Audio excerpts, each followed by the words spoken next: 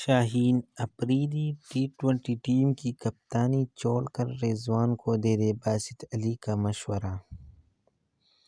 سابق test cricketer Basit علی نے مشورہ دیا ہے کہ شاہین افریدی کو ٹی20 کی کپتانی چھوڑ کر اسے محمد رضوان کے سپرد کر دینا چاہیے۔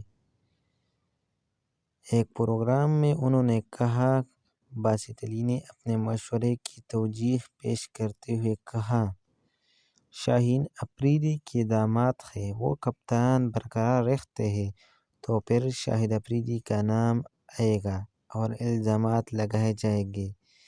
میں شاہد افریدی کو بھی یہی مشورہ دوں گا کہ وہ شاہین کو قیادت چھوڑنے پر قائل کرے اور ٹی20 ٹیم کی قیادت محمد رضوان کو دی جائے۔ دوسری بڑی خبر، شان مسعود دورہ آسٹریلیا سے قبل انجری کا شکار۔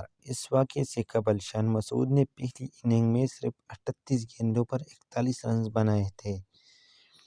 راولپنڈی کے کرکٹ اسٹیڈیم میں کراچی وائٹس اور ملتان کے درمیان پاکستانی کپ 2023-24 کے دوسرے سیمی فائنل کے دوران شان مسعود اور سرفراز احمد کے درمیان ٹکر نے کھیل میں خلل ڈالا اور پاکستان کے نئے مقرر کردہ ٹیسٹ ٹیم کے کپتان زخمی ہو گئے۔ جب کراچی وائٹ ملتان کے خلاف 281 رنز کے ہدف کا دفاع کر رہی تھی، تب 8.2 اوور میں شعیب مقصود نے اونچا شاٹ کھیلا۔ شان مسعود اور سرفراز دونوں کیچ لینے کے لیے دوڑ پڑے، جس کے نتیجے میں شدید ٹکر ہوئی۔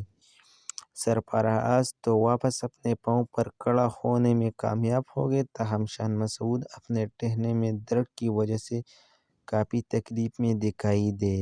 شان مسعود اپنی چوٹ کی شدت کے بارے میں سب کو فکر مند چھوڑ کر میدان سے باہر چلے گئے۔ دونوں کھلاڑیوں کے درمیان تصادم نے کھیل روک دیا کیونکہ شان مسعود کی چوٹ کے علاج کے لیے طبی امداد میدان میں لائی گئی تھی۔ اس واقعے سے قبل شان مسعود نے پہلی اننگ کے دوران صرف 41 رنز بنائے۔ یہ بات قابل غور ہے کہ پی سی بی نے شان مسعود کو بدھ کو آئی سی سی ورلڈ ٹیسٹ چیمپئن شپ 2023-25 کے اختتام تک پاکستان مین کرکٹ ٹیم کا ٹیسٹ کپتان مقرر کیا ہے۔ بطور کپتان ان کی پہلی اسائنمنٹ آسٹریلیا کے خلاف آسٹریلیا میں 14 دسمبر 2023 سے شروع ہونے والی 3 میچوں کی ٹیسٹ سیریز ہوگی۔